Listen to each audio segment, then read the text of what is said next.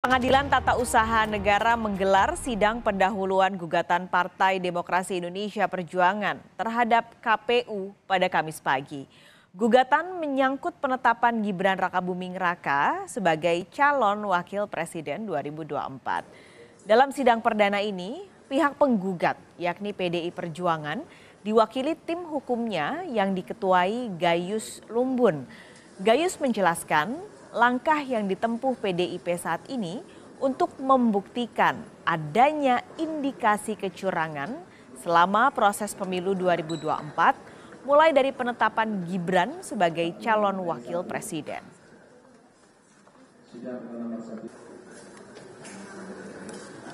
Lebih lengkap kita langsung temui rekan Asri Gunawan di Gedung Pengadilan Tata Usaha Negara atau PT-UN Jakarta. Asri, jadi apa isi gugatan dari PDI Perjuangan?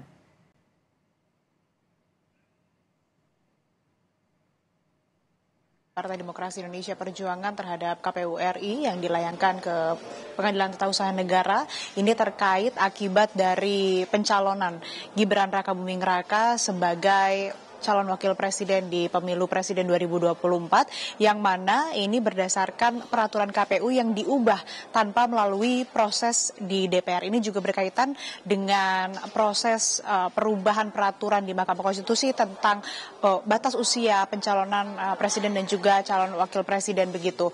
Nah, selain dari terkait dengan adanya perubahan aturan yang ada di KPU ini tanpa melalui proses DPR juga. Nah, ada alasan lain ataupun juga hal-hal yang menjadi gugatan dari PDIP terhadap KPU ini terkait dengan adanya penggunaan sumber daya negara demi menguntungkan paslon Prabowo Gibran di antara paslon capres-cawapres lainnya serta hasil perolehan pemilu presiden dan wakil presiden pada Pilpres 2024 lalu. Nah, hal ini dinilai oleh PDI Perjuangan ini menyalahi aturan, kemudian juga melanggar etik sehingga memang ada langkah-langkah hukum yang ditempuh. Tadi Ketua Tim Hukum dari Partai Demokrasi Indonesia Perjuangan Gayus Lumbun menjelaskan bahwa pihak PDI Perjuangan memang sudah menerima putusan dari Mahkamah Konstitusi terkait dengan sengketa Pilpres, namun memang masih ada jalur hukum yang bisa ditempuh oleh PDI Perjuangan. Ini tujuannya bukan untuk membatalkan ataupun juga menggugurkan pencalonan atau pelantikan, maksud kami pelantikan dari Presiden dan Wakil Presiden terpilih, namun ini untuk mengungkap adanya indikasi kecurangan dalam proses pemilu yang digelar di tahun 2024 ini. Lebih lengkap Pak Kalis dan Saudara, berikut pernyataan dari Ketua Tim Hukum Partai Demokrasi Indonesia Perjuangan Gayus Lumbun yang telah kami rekam sebelumnya. Tidak ada putusan lain yang bisa membatalkan putusan MK yang final and binding, kemudian erga omnes. Artinya itu sudah berakhir di situ dan berlaku untuk semua pihak yang ada di negara ini. Tapi kemungkinan besar yang kami harapkan adalah apakah gugatan kami itu sudah betul. Semisal disebut layak, artinya dapat dipahami penerima overhead-nya oleh KPU dan jajarannya. Tetapi nanti persiapan memastikan itu. Kalau itu dipastikan juga tidak akan membatalkan MK. Sudah disebutkan dia final, kami menghormati juga. Namun esensi dari putusan itulah yang kita harapkan.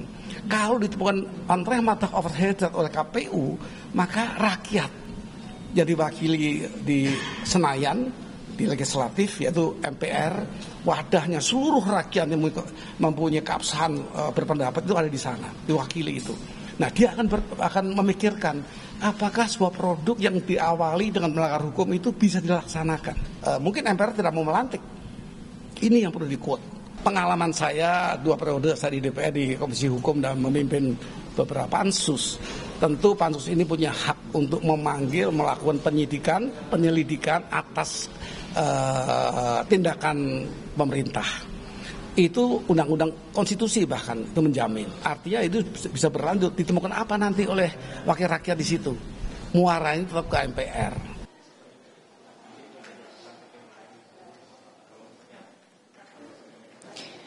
Ya, kemudian sidang hari ini merupakan sidang perdana yang digelar tadi pukul 10 waktu Indonesia Barat. Memang agendanya ini pendahuluan atau pemeriksaan terhadap berkas gugatan dari